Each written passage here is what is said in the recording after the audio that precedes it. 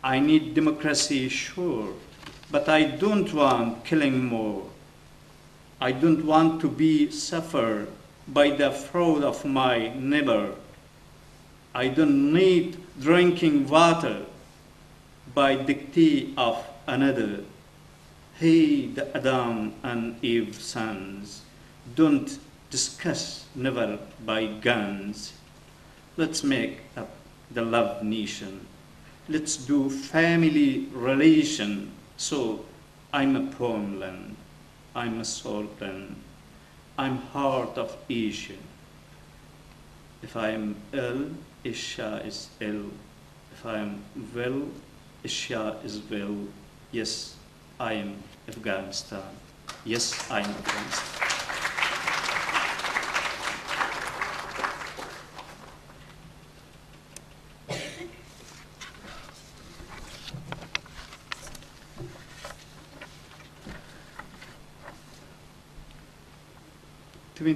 For the Asian tsunami victims was published on 2005 in Delhi.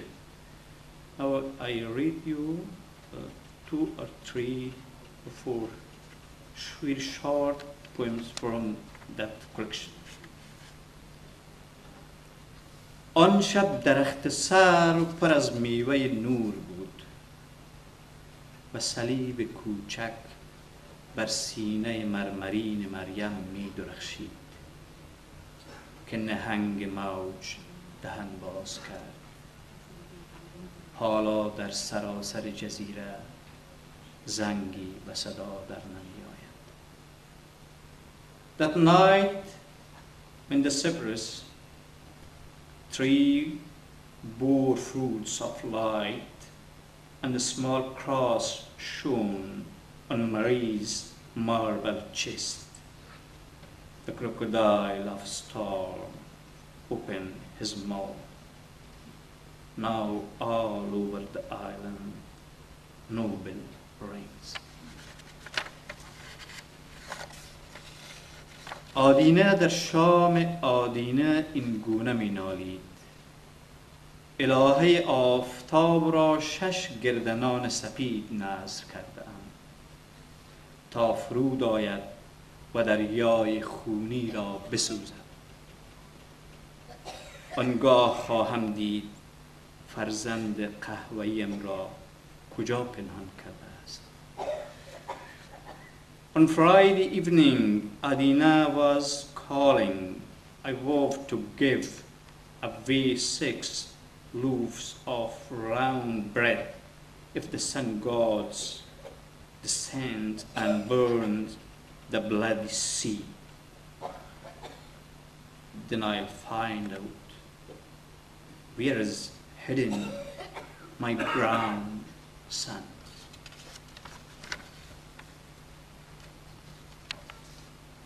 کبوتر کبود با جاغور لبالب از دانه‌های برنج بر فراز ساحل طوفان زده سرگردان است. موج چوچه دزد را چه کسی تروریست نمی‌خواهد. The azure dove holding grains of rice in her beak wanders over the star-struck beach. Why the wave that took her little one is not called a terrorist? In the last, بهار دیگر بار برمیگردد و پرندگان عاشق از نو سرودهای گم شده را سر میدهند. آنگاه من نیز پشتاره خاطرات شیرینت را به کشتزار میبرم تا همه نیها از شکر لبریز کردم. Spring will be returned and love birds